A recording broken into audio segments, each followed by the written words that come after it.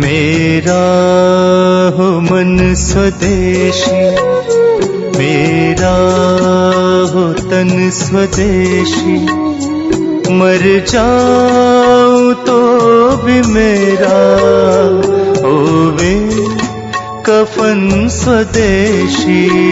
जी कहते हैं कि खाना जब दोपहर को खाएं और सुबह खाएं, सुबह और दोपहर, ये दो बात।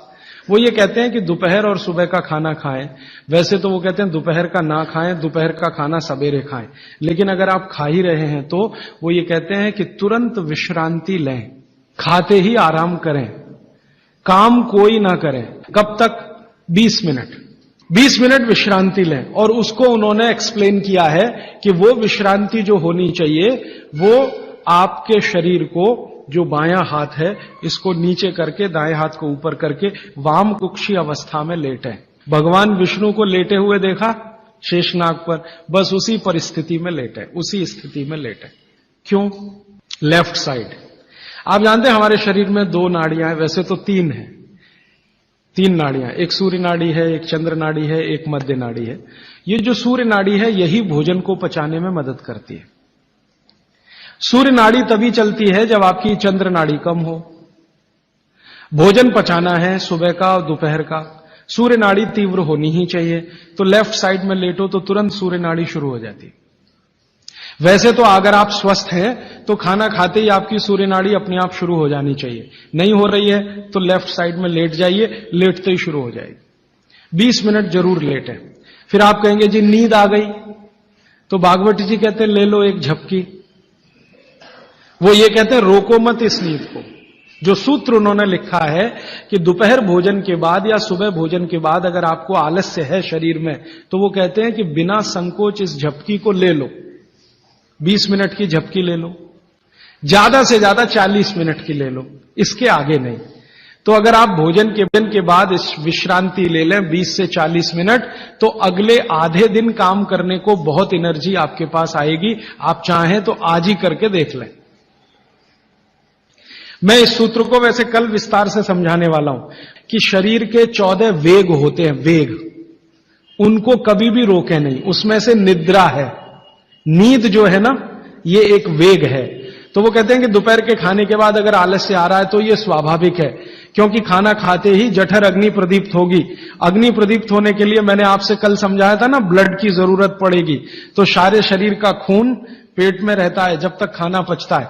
तो बाकी अंगों को खून की कमी है तो प्रेशर बढ़ेगा, तो ब्रेन को प्रेशर आता है, तो ब्रेन रिलैक्स होना चाहता है, इसलिए भोजन के बाद आपको सुस्ती आएगी ही। ये प्रकृति का नियम है। तो आप ले लेना उस नींद को, छोड़ते क्यों हैं? बहुत कीमती है, लोगों को मिलती नहीं, गोलियां खाते हैं फिर भी नहीं आती। मैं आपको और एक छोटी सी जानकारी बताऊं कि भागवत जी के इस सूत्र पर यूरोप और अमेरिका में बहुत रिसर्च हो रही है आजकल।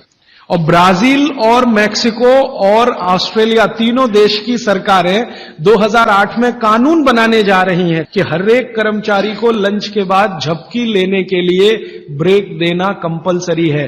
तो उन्होंने ये महसूस किया है कि जिन कर्मचारियों को दोपहर खाने के बाद वो झपकी लेने की छूट दे रहे हैं, उनकी काम करने की एफिशिएंसी 3 गुना बढ़ गई है। तो आप भी महसूस कर सकते हैं। और माताओं बहनों को तो विशेष विनती है, क्योंकि आपका घर का काम भी कुछ कम नहीं है।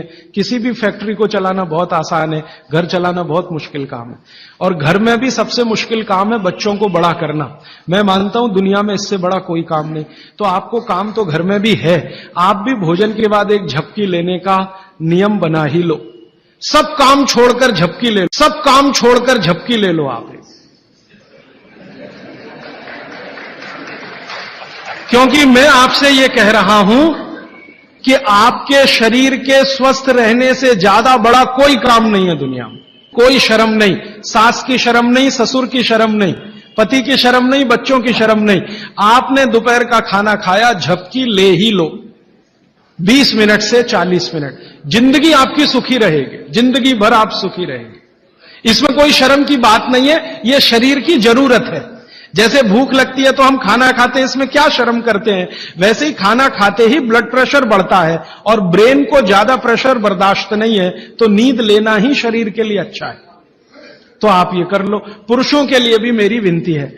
आप कहेंगे जी दुकान में व्यवस्था नहीं, कुछ बना लो, आगे पीछे कुछ तोड़ ताड़ के ऐसी व्यवस्था कर लो कि खाते ही पैर सीधे करने को कुछ तो हो जाए। आप कहेंगे जी बैठ के ऐसी व्यवस्था कर लो कि खाते ही पैर सीधे करने को कुछ तो हो जाए। आप कहेंगे जी बैंक में काम करते हैं, बीमा कंपनी में काम करते हैं, तो मैं अमेरिका यूरोप की उन कंपनियों की लिस्ट दे देता हूं जहां पर यह नियम बन चुका है। आपके बैंक और बीमा वालों को वो लिस्ट दिखा दो कि जब ये अमेरिका और कनाडा और ब्रिटेन और ऑस्ट्रेलिया और न्यूजीलैंड में कानून बन सकता है तो हिंदुस्तान में क्यों नहीं। बागभट्ट तो हिंदुस्तान के थे। अब मैं आपको एक उल्टी बात कहता हूं। गुजरात में जाता हूं, मैं राजस्थान में जाता हूं, जयपुर जैसे शहर में, राजकोट जैसे शहर में, तो दोपहर को सारा बाजार बंद रहता है। कहां है जी? खाना खा के झपकी ले रहे हैं। बहुत सुखी लोग हैं, बहुत सुखी लोग हैं। काठियावाड़ में मैंने देखा है, क्या पोरबंदर, क्या राजकोट, क्या जामनगर, क्या जूनागढ़, क्या अमरेली, दोपहर को बाजार खुलेगा ही नहीं। और मैंने तो ऐसे ऐसे लोगों को देखा है कि ग्राहक आके खड़ा है करोड़ों रुपए लेके। सेठ जी कहेंगे जी शाम को आना 4 बजे के बाद। अरे सेठ जी मेरे पास बैग भरा है रुपयों का, शाम को ले आना, मुझे अभी इतनी फुर्सत नहीं है, मैं नींद ले रहा हूं। अब कुछ लोग गालियां देते हैं, क्या निकम्मे लोग हैं, दोपहर को सोते हैं। सो नहीं चाहिए। जो पुराने शहर है ना हिंदुस्तान में, हर जगह ये देखने को मिलेगा, दोपहर के खाने के बाद सब झपकी लेंगे ही। अच्छा, अब इसका उल्टा सूत्र है आगे का। तो शाम के भोजन के बाद कभी भी विश्रांति नहीं लेना। माने 6 बजे खाना खा लिया तो 8 बजे ही जाना सोने के लिए, उसके पहले नहीं। क्यों? सुबह का जो है क्रम शाम को उल्टा है। सुबह सूर्य का प्रकाश है, पवन का स्पर्श बहुत तीव्र है, शाम को सूर्य का प्रकाश बिल्कुल नहीं है। तो शाम के लिए वो ऑब्जर्वेशन करके कहते हैं कि कभी भी खाने के बाद तुरंत सोना नहीं। अगर सोएंगे तो हार्ट अटैक, डायबिटीज, सब बीमारी आने की संभावना। अब आके एक तीसरा सूत्र उन्होंने लिखा है, दोनों को शायद मिलाया उन्होंने।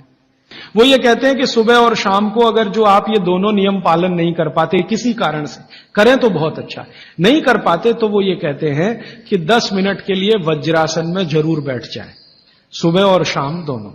वज्रासन आप सब समझते हैं, ये ऐसे पैर पीछे करके बस 10 मिनट बैठ जाइए खाने के बाद, सुबह भी और शाम को भी।